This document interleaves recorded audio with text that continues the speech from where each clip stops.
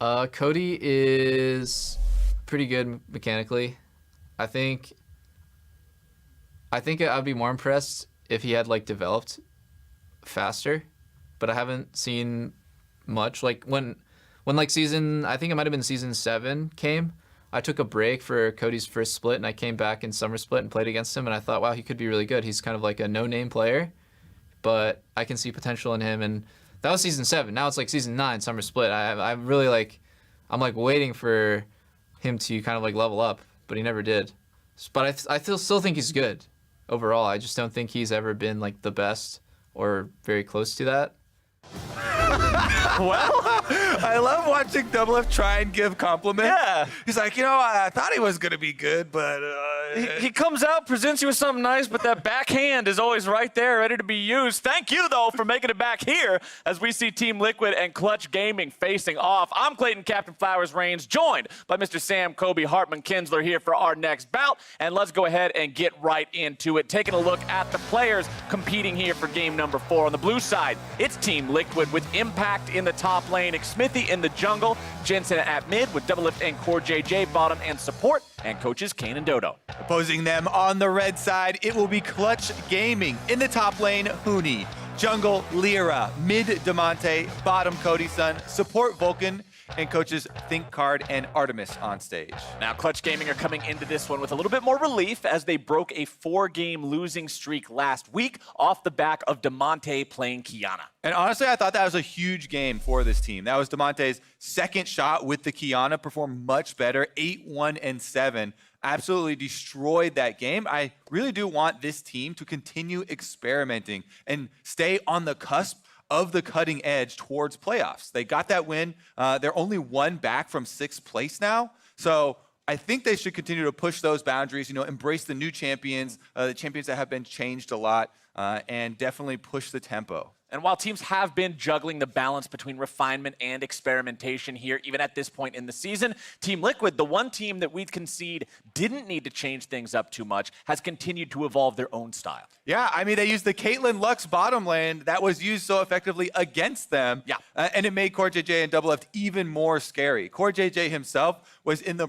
running last week for Player of the Week, and he only ended up losing it to Double Lift, his lane partner, as they dominated so heavily. Now, they may be trying these new champions this split, but they continue to play their own style, staying with their strengths. Double Lift also talked a little bit about their style and about how they tried to really speed it up after MSI, but maybe went a little bit too far, and they're dialing it back a little bit, adding some control in. Well, we are into Champion Select now. Let's see how the teams go about things here, as Irelia will be the first ban from TL.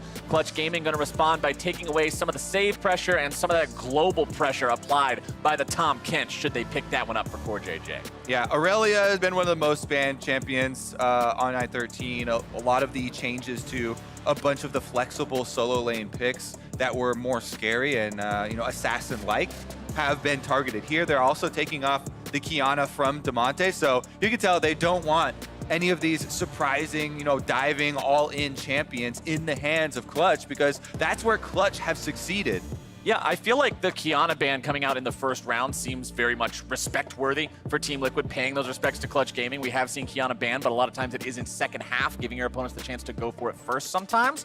Jarvan going to be the next ban here from Team Liquid. And the one thing I'm noticing immediately, Kobe, Sona, Yuumi, Karma, all these enchanters that have drawn so much ire in the ban phase have all made it through so far. Yeah, Team Liquid targeting the mid laners and the flex picks, as well as some junglers, leaving the bottom lane wide open. Clutch are trying to whittle that down. You see them targeting Core JJ here. Tom Kent and Morgana bans, taking away some of those supports, but they throw in the Jace as well, that lane bully. Here's one of your supporter champions you're talking about with the heals and shields, Captain Flowers. Yuumi is still one of the best down there. A lot of poke damage comes out early on, and it is a little bit akin to the Caitlyn Lux strategy that Team Liquid used last weekend, where you can have a high-pressure bottom lane from the very beginning of the game. Works good with an AD carry that can make some outplays. We know Doublelift's the kind of guy to do just that. And Yuumi also has incredible synergy with champions that like to dive into the back lines. We've seen how good that champion can be when it's tethered to someone who's aggressively moving forward and has the support of the Yuumi for the healing, the shielding, and of course the lockdown from the ult. But now, Clutch still has plenty of things to choose from. They're going to get the signature Rumble pick for Huni, and they'll grab the Lux early on. And we can analyze this a little bit deeper too with Clutch, because we know that Clutch like to play an early game win lane sort of style. And if you see double AP lock-ins in the first round for Clutch with the Rumble as a solo laner and the Lux probably as the support, I think that they're going to have some AD threat maybe there for Damonte, even with Aurelia and Kiana both banned. Maybe he has another one of these surprising attack damage threats for the mid lane. As well as Cody-san, I would expect him to try and pick up some sort of lane bully down there. He talked about trying to really put the pressure on their opponents early on. Well, we're not going to see too many surprises in terms of the enchanters because they have all been picked up now. The Yuumi, the Lux, that Karma has been picked up. The only one that hasn't been grabbed by either side is the Sona, because Team Liquid and Clutch both opted into more traditional bottom-style lanes. But man, that is a lot of shielding power going to be up here in this game. Sivir versus Lucian in the bottom side. Yeah, Sivir, Lucian, gonna be going head-to-head. Lucian definitely gets the advantage there, especially early on. This is what Cody-san used last weekend as well in their victory. It was 3 high-pressure early pushing lanes for Clutch. So we'll see if Team Liquid try and ban out a couple of those possible threats for Damonte still here in the second round, because Clutch really feel like they've got a mystery card lying in wait. They haven't jumped in and got him anything early. They're saving the counter pick here. Last pick to red side. Plus, whenever you're up against a team like TL and you're one of those teams that's on the cusp of playoffs, picking up a win that most of your competitors for that spot will probably have racked up as a loss in their own column against a team that sits at the top of the standings gives you a nice edge for being able to eke your way in there at the very end of the split. We'll see if they can make that happen. They have banned out Aatrox and TF. The Olaf banned out by Team Liquid. They don't want Lyra having all that early jungle power with that champion. One more ban to go. What's it going to be? Are they going to continue focusing that jungle pool, or will they opt for something a little bit different? Nope, it's jungling, Elise. Another early one.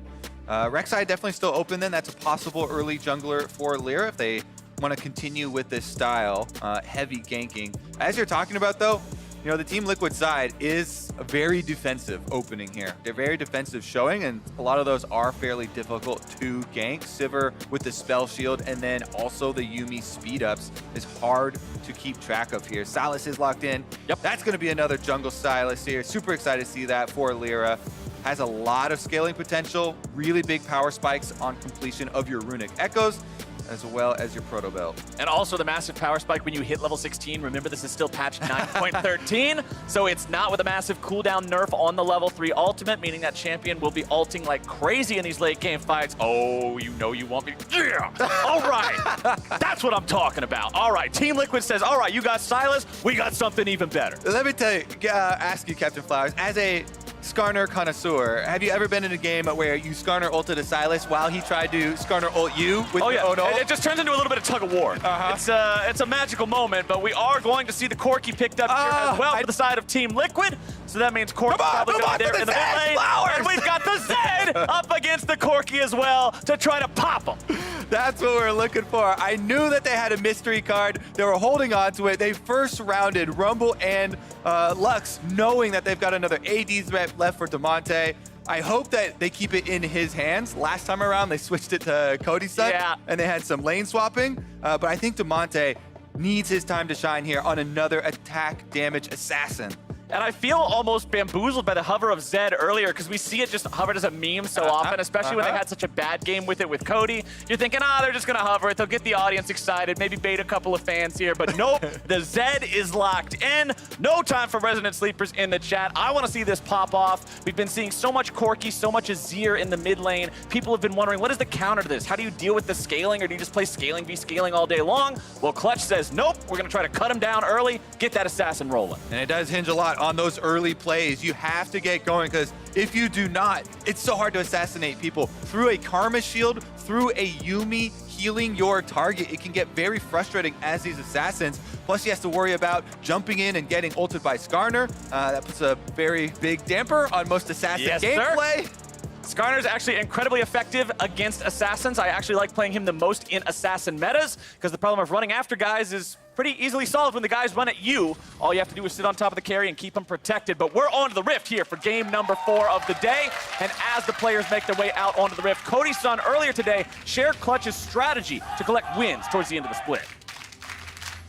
I think for us, because we're kind of this newer team and this mix of like different players from different eras, we're gonna try to make the game a fiesta and then just thrive in the fiesta, and hopefully we can make some unpredictable play to kind of catch them off guard. Clutch wants a fiesta, and I've got my party hat on after they've locked in the Zed. This is one of my favorite champions to watch in pro play because there's so many cool things you can do with it, so many cool outplays, and I hope Damonte has been practicing up on it. I'm very glad that we got this game. We are both fiesta lovers, and yes, sir. Let's get into it with Clutch. They wanted it, and we're gonna get another one here. Lux and Lucian on a ward, though. See if Doublelift and CoreJJ go try and get a little Spell Thief's money off of them, as well as some good damage. Yeah, some nice poke. The thing about the Lux Shield, very strong once both halves of it apply, but considering you have a delay, if they can burst you down pretty quickly there with the boomerang blades into the prowling projectiles, makes it easy to win out on that snappy trade. Cody, Sun, and Vulcan will be forced back here, and I want to see how CoreJJ looks on the Yuumi. We've just not got to see too much of the champion overall because it's so permanently banned. I'm excited to see how this works. Huge harassment out of the Team Liquid bottom lane already, and we kind of talked about it on Champion Select, how Team Liquid have been trying to draft these very powerful early high-pressure bottom lanes for CoreJJ and Doublelift now. Given that early ward, giving them the advantage of 100 HP coming into lane, it is going to be non-stop barrages down here from skill shots. Doublelift and CoreJJ landing most of them here in the early game. And we know how oppressive the Yuumi can be, too. Once you're on the back foot against this champion, the Prowling Projectile will just keep moving forward as long as the ally Yuumi's attached to can also keep moving forward with it. Gives you an incredible amount of chase potential. As mid lane, Jensen will be able to get the better of Damonte here early on until the Zed has a couple of levels to try to get some better trades against the ranged opponent. And this is one of the reasons I was kind of expecting the Rek'Sai for the jungle for Clutch Gaming, trying to go super all in on early game ganking. Silas definitely can go for level 3 ganks as well and could make a pass mid, but that's what Damonte kind of has to wait for. The Zed looks for an all-in with your Ignite to try and get an early kill on the Corki when the jungler comes.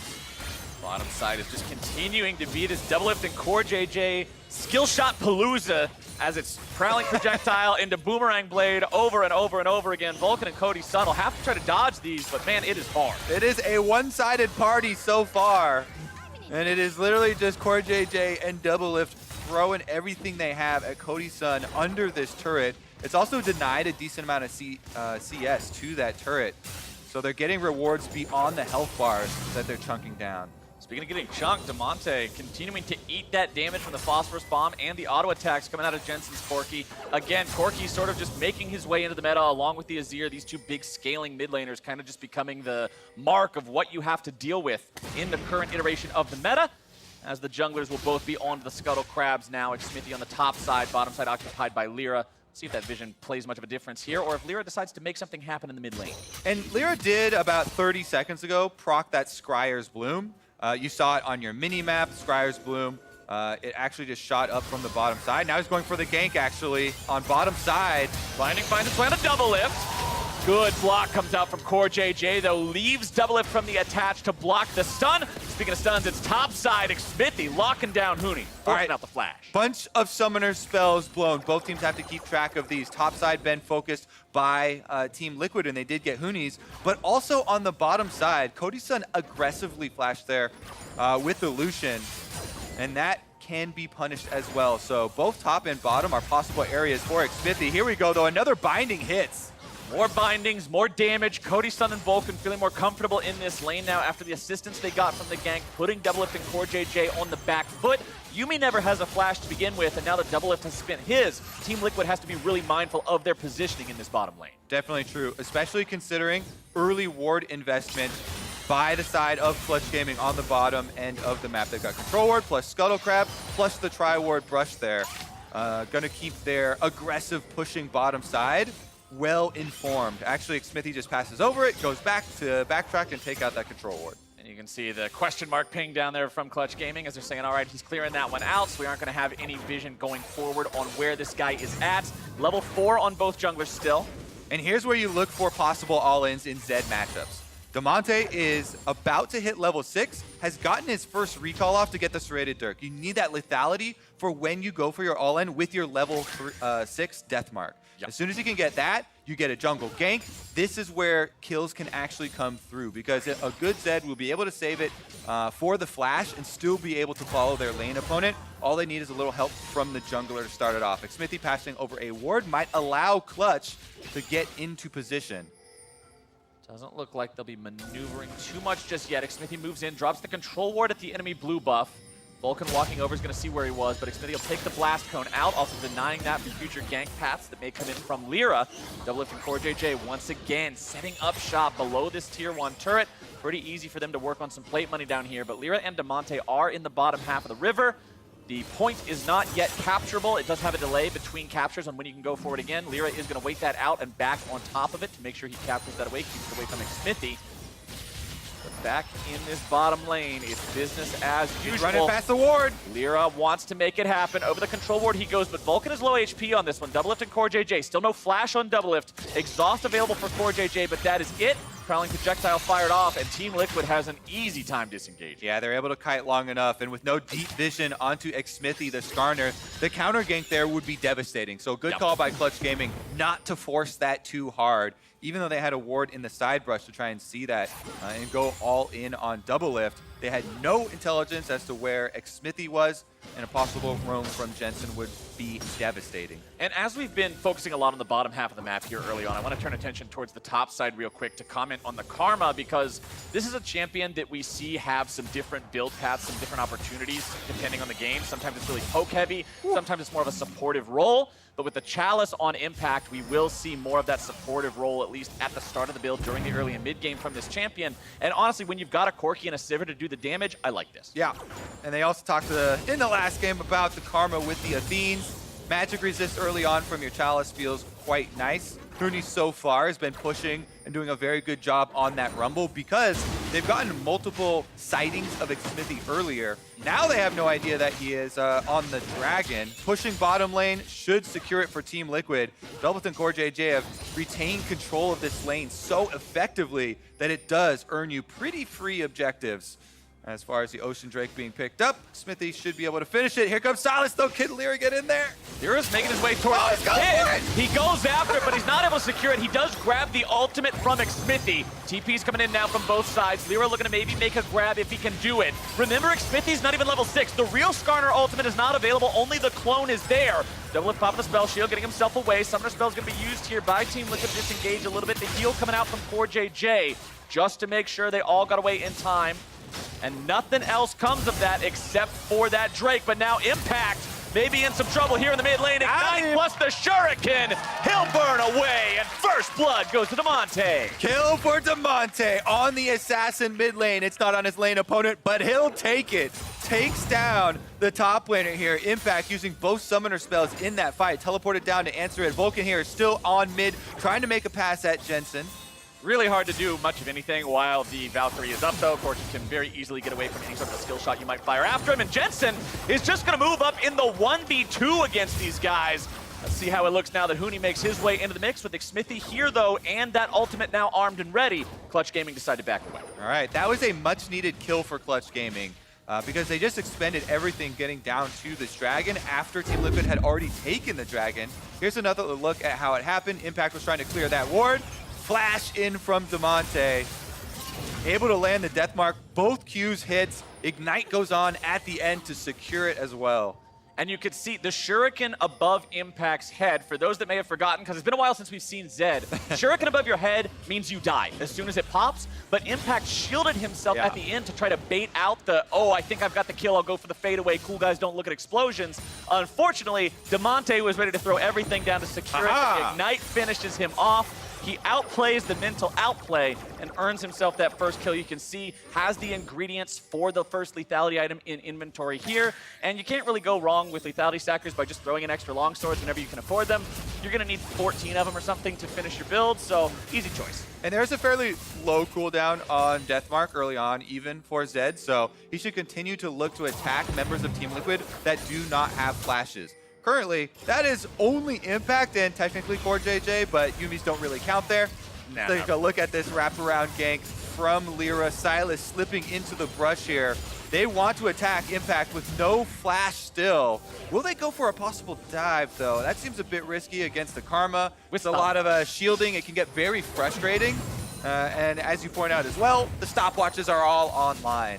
Makes it very difficult to pull off that kind of a dive, but Lyra is waiting Oh! so patiently, waits for him all the way, finds the chains, looking for the chain CC follow-up. There comes your Rumble ulti over the wall. Hooney's not there in time, but he's gonna go all the way in. The flash will make the move, but there's the stopwatch. You cannot underestimate it. It's a 1-for-1, almost a 1-for-2. Captain Flowers, I feel like I know this very well because you give me the PSA every single game. Yeah. Always check your opponent's inventory for active stopwatches, and Clutch Gaming go for the dive. As you pointed out, boom, it is there to save Karma. So Impact survives long enough to get a counter kill in a 2v1. That means bottom side of the map is very, very open for Team Liquid to push ahead, and they get the tower. The first month after those runes came out, I feel like I ended it every other game to a stopwatch that I forgot existed. It has been burned into my mind as something you must keep track of. The bottom side, Team Liquid getting that first turret money, getting all the plates associated with it. They're 2,000 gold ahead here against Clutch Gaming. Jensen will continue pushing up here in mid lane. We'll see if Vulcan can come around to make some sort of a pass, but with Impact showing up behind, this is a 2v2. CG doesn't win. All right, Jensen been firing away, gets one of the turret plates off of that mid turret. They're actually swapping lanes as well. As you see, Doublelift was able to teleport in with the Yuumi attached. You get a 2-for-1 on that. Here's Impact walking in to face check. Lyra is going to be able to get away because there's a big heal there that will stack up the tether for Karma. Has the shield. Is able to shield and bait Hooney further under the tower. You see how long Impact waited to actually activate his trap card until Hooney's very deep under the tower, ensuring his death. In the end, Lyra does go for the kill to at least get the 1-for-1 for Clutch, but he also has to flash out.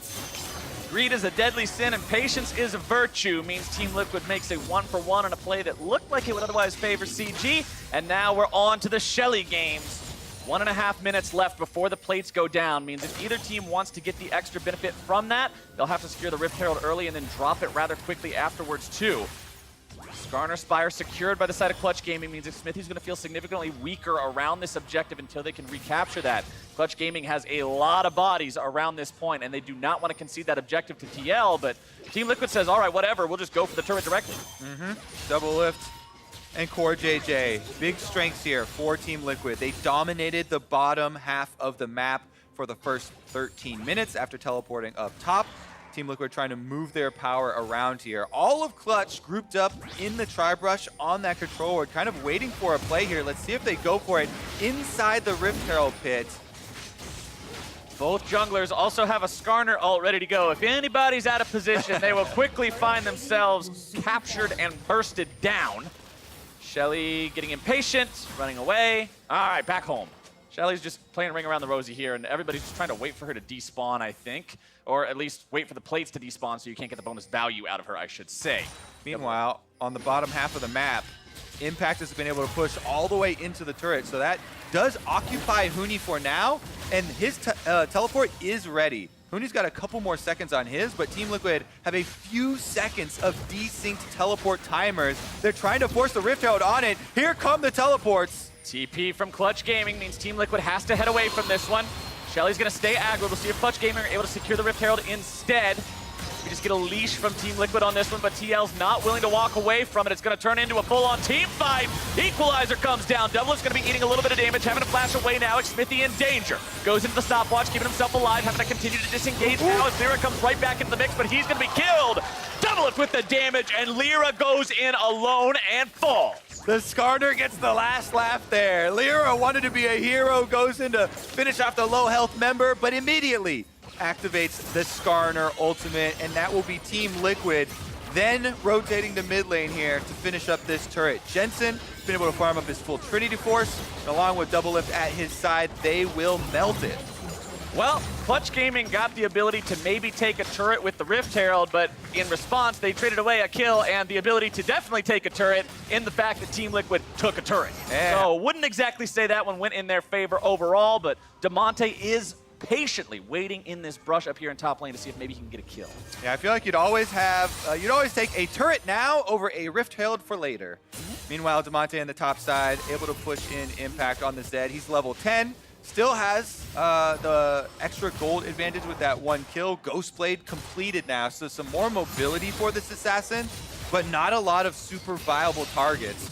Bottom side, they are going to try and trade here for the Cloud Drake. Predator activated from McSmithy, but he's outnumbered, so that would be a risky move. Outnumbered and no ultimate means the Skarner threat Package is is severely ready. lower compared to what it normally is. But Smithy just walks right into the Drake pit. It's going to be slain by Clutch Gaming regardless. Skarner has to flash over the wall to keep himself alive. And the shutdown onto Double Lift goes to Damonte. Clutch Gaming with a big win in that one. Yeah, that was a little bit scattered here. Now they're continuing with an in-bid. They find Jensen. They are not done yet. Jensen disengaging there. CoreJJ ulti going to be helping out with that when Shelly summoned up here in the mid lane. Equalizer used to dissuade Team Liquid from moving in time. Shelly's going to continue putting auto attacks into that one. And with 5 members from Clutch Gaming, they'll try to secure the rest of it. A couple more auto attacks should do the trick. And there you go. Clutch Gaming on the board for objectives. That was pretty big for Damonte. You got another kill here on the Zed. He'll be able to get another serrated Dirk item, funding his lethality armory. Let's take a look here. Double F walked over the ward, so you see on your screen, Damonte just goes right for him. One combo from the Zed. He had no flash, so he was completely dead. Also, at the same time, Lyra had a very nice smite steal on the actual objective. So even though Team Liquid had to teleport in from Jensen, who has package and the Yuumi, you know, a very powerful transition for him over to the bottom half of the map. Clutch Gaming play really well around that power, and the package really doesn't earn Team Liquid anything. Clutch Gaming definitely needed that small victory because Team Liquid currently ahead and scaling very nicely with their Corki and their Sivir. And Clutch Gaming isn't one of these teams that typically bleeds out a ton in the early game either. Last week, I believe, was the first time they had actually lost a turret pre-15 minutes. And in this game, they've already lost 2. That third one taken down now by Jensen. So Team Liquid showing exactly what the difference between going up against them and going up against some of the other competition in the LCS looks like. Clutch Gaming's really going to need to step it up.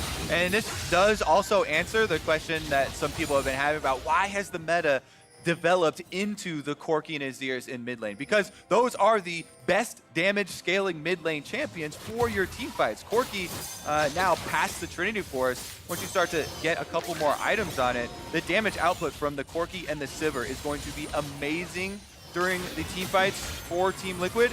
And then they have a bunch of support champions around those 2 hard carries. Yeah. McSmithy in the front line to tank, and then 2 shielders from Impact and CoreJJ. Impact showing no signs of working towards a more AP-focused, typical solo laner build. Instead, just wants to continue supporting those 2 big carries.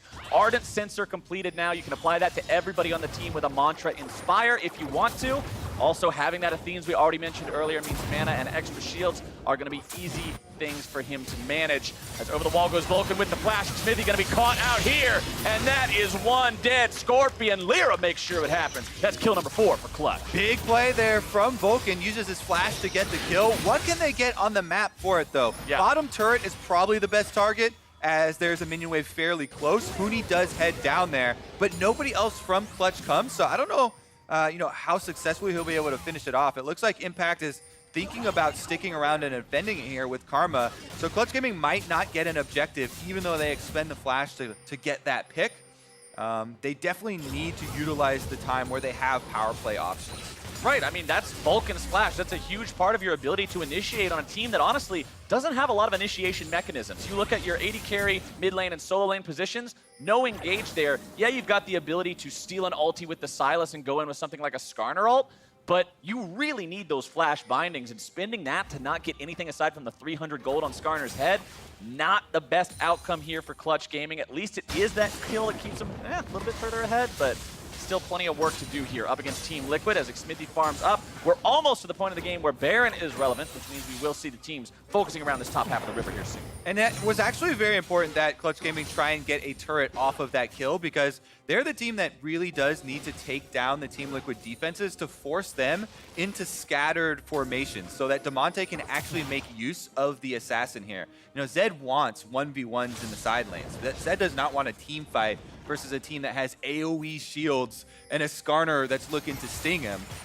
So it's very, very important, even more so than normal compositions, for Clutch to actually get these two last standing outer turrets down. Top and bottom are actually still fairly healthy for Team Liquid.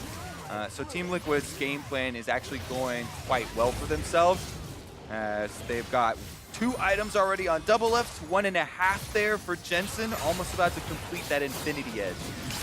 Going straight for the damage options now as Clutch Gaming gonna find themselves getting engaged on, but Smithy quickly having to flash out defensively. He's in some trouble. Damonte goes after him, but he's a little bit too late. The shields doing exactly what they do to shut down Zed's plan. Jensen grabs a kill in the back end of the fight, and Team Liquid come out on top. Jensen goes in with a package there. He's able to touch him with the end and get off the auto. Now it's Team Liquid with their power play. 5v4 heading up mid lane. Clutch trying to get in defensive position. Clutch Gaming, they managed to get 2 people up there near that tier 2 turret, but the other 2 are gonna be stuck in the jungle, and that means Team Liquid take down turret number 4. And now there is a Cloud Drake they can retreat to.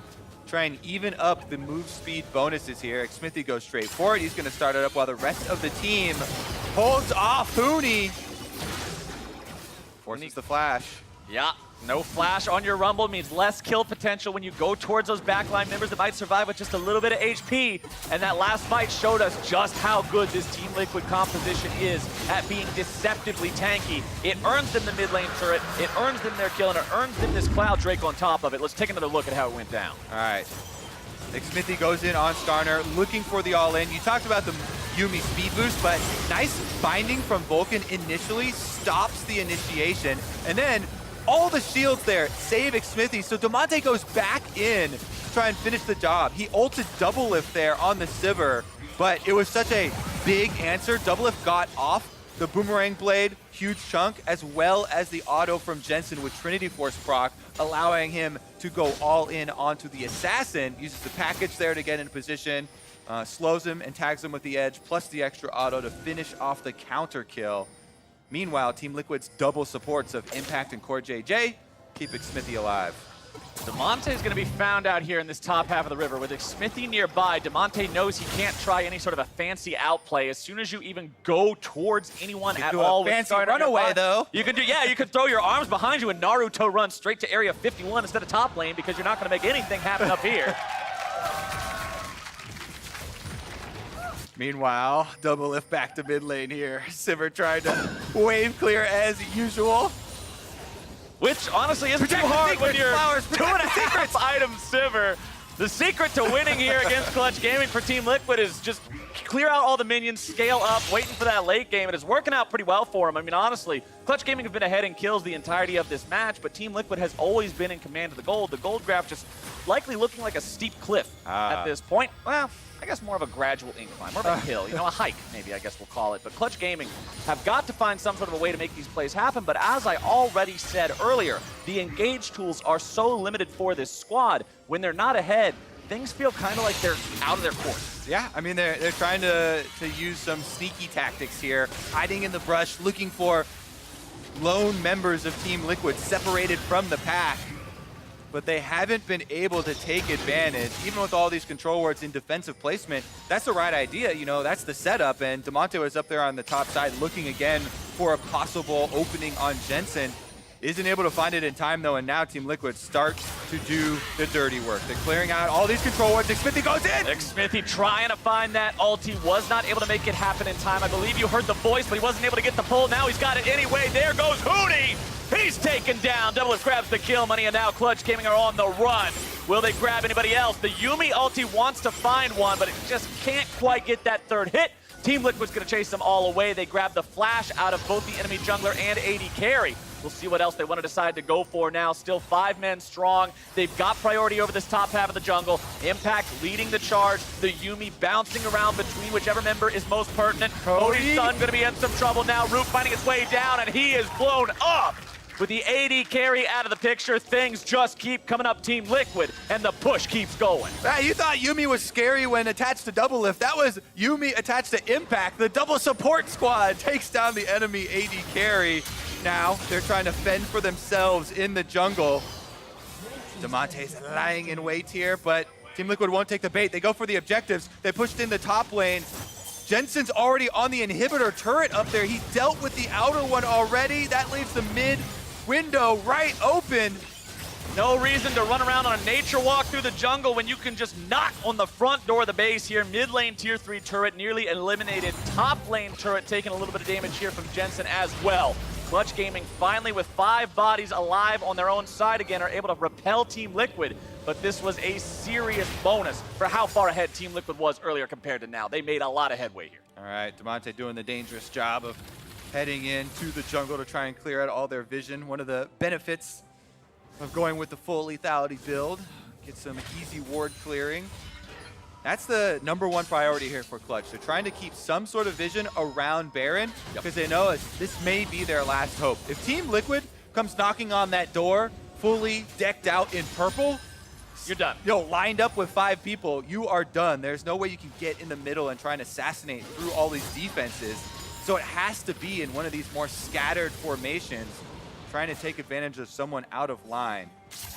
Team Liquid has done a good job so far of not allowing those sorts of errors. Remember, although Team Liquid are at the top of the table, currently #1, they are a back-to-back-to-back champions, they have some issues during regular season play of losing games randomly that you would not think of them to lose. They don't have that invincibility factor that top teams often do. Oh, are we gonna?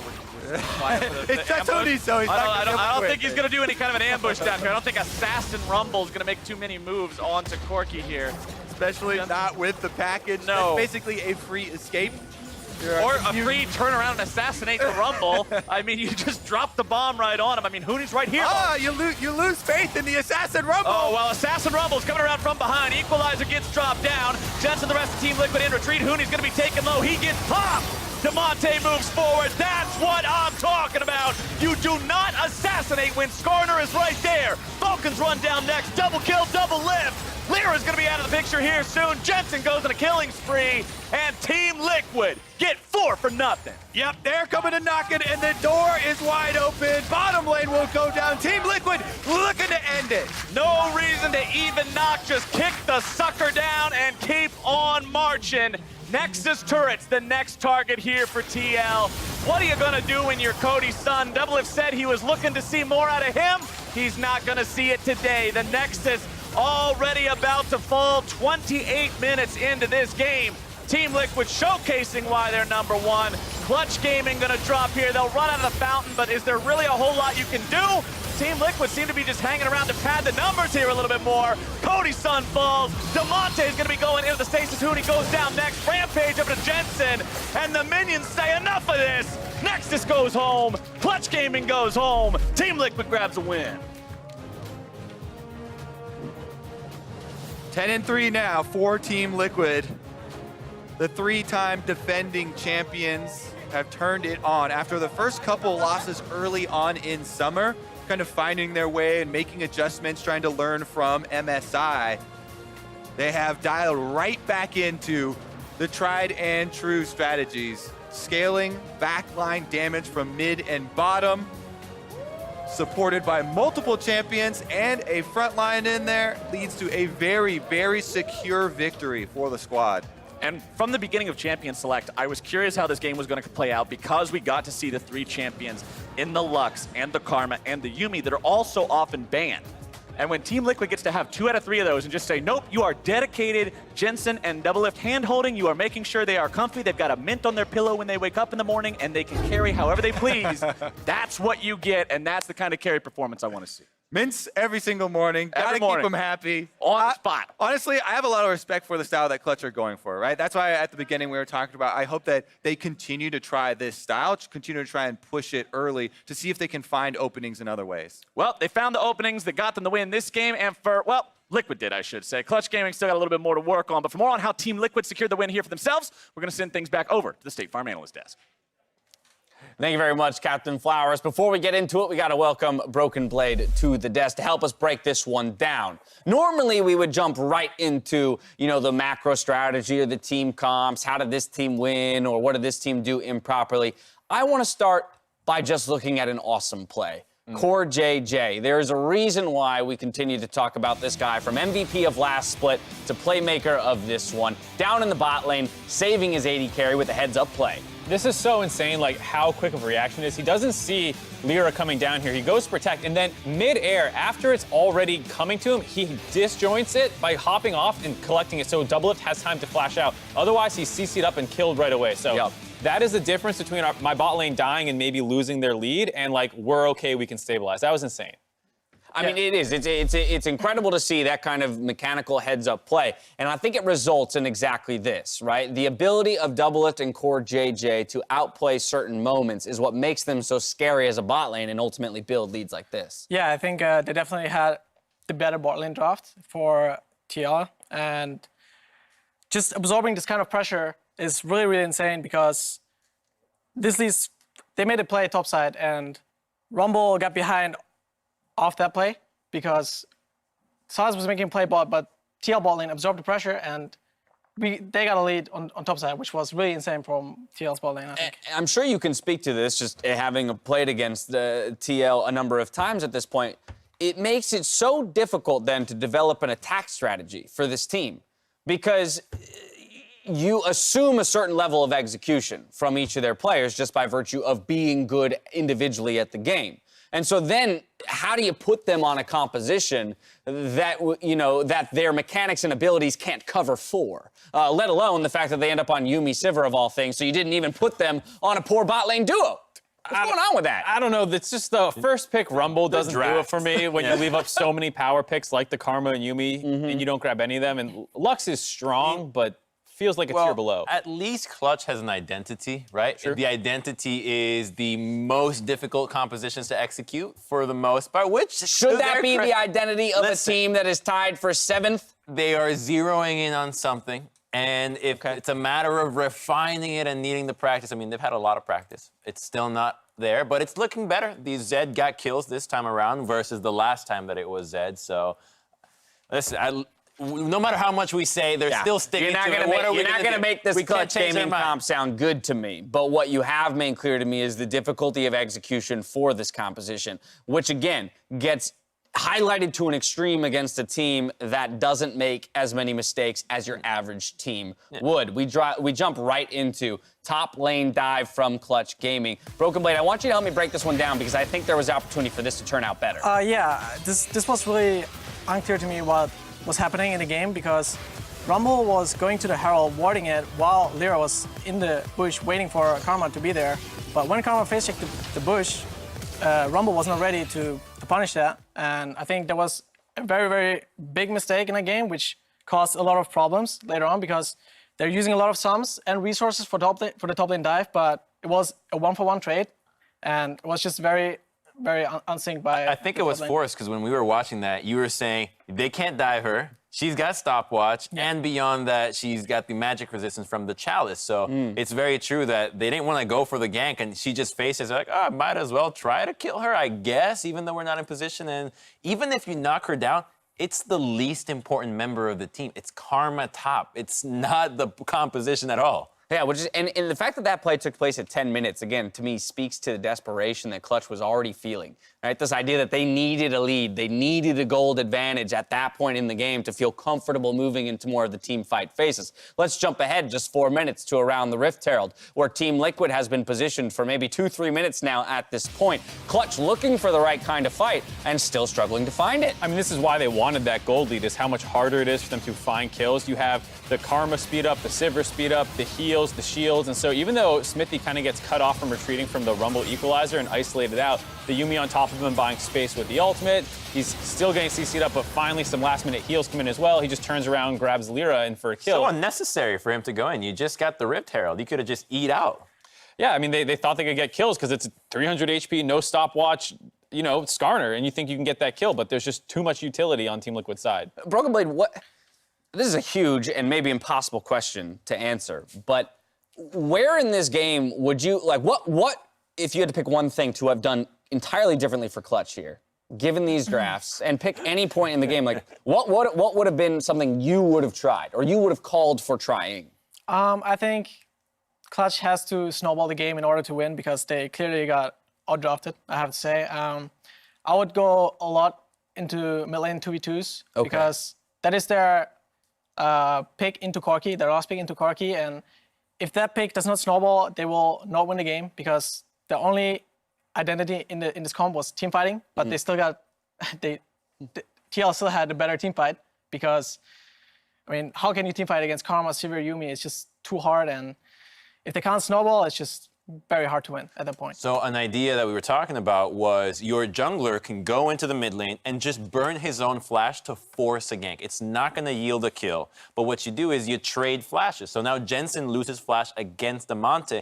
Now he has to be stuck in the lane against an assassin that has Ignite and his own flash. So the kill threat is a lot bigger, and it makes the laning phase a lot easier for Zed because he's melee against range. So now he can't be harassed as much since Corki has to be a lot more careful since he has no summoner. So your jungler sacrifices a little bit of himself to get his laners ahead. Yeah, and Demonte had picked up the first kill for the team, so with a little bit of that gold in the pocket, maybe set up to really take off if things were positioned in that way. Yeah, I mean, the scary thing was the rest of the replays, the whole rest of the game looked like the one that we showed where it's like someone on TL gets really low and then gets all the shields and heals and then they're fine. And that's, if you have just a little bit more damage, maybe you can punch through before the second shield and all those other things start coming on top. But it didn't happen. Just fight after fight broke out the same way where one person gets low, gets topped off, and then you have a couple of those in a row and suddenly the game's over. I think that is important to know, you know, what you're saying there, the idea that with just a little bit more damage, if things had tipped in that direction of Clutch, we could very be easily having a different conversation here if they went off to the races, right? But again, that's kind of the difficulty of handing one of these compositions over to Team Liquid is that when you don't get that lead, you're doomed. And I gotta say, when we have so much Yuumi in action and the likes of Karma coming in, we might need to start looking at the healing that was done throughout these games because it's so impactful, so even more so than the damage that they're dealing. Right. So for us to really get a full idea of the insane value that Yuumi provides. With Karma coming into the meta more prevalently here, what are your kind of top couple picks lane-wise against her? Today we saw in the Sylogy game, they picked Ryze into Karma. I think that is a very good option into the Karma. It wins after his first base, after Tyr or Lost Chapter. You have a really good lane against Karma. But Karma is just right now a very strong champion that has very few counter picks, and it's just, even if you're losing lane, for example, in this game, we saw that Impact was behind like almost like 100 CS, but it doesn't matter once you get to the Athenes and what was the second item? Did he go Luden's Athenes in this one? Or was that the item? Previous one? I'm remembering a Luden's Karma in my head. Go on the items. Pull it up! Ardent Sensor? Yeah, Ardent Sensor, yeah. there you Once go. you get those two items, you basically never have to farm again as Karma and just Right, you're playing move up. support Karma now. Yeah, you basically are the second support on your team, and then you just out-team fight everyone. It's just, yeah. Sounds brutal, man. Absolutely sounds brutal. Up next, Echo Fox and Optic are going to battle it out for Game 5, so don't go anywhere. I was trying to pull up the map.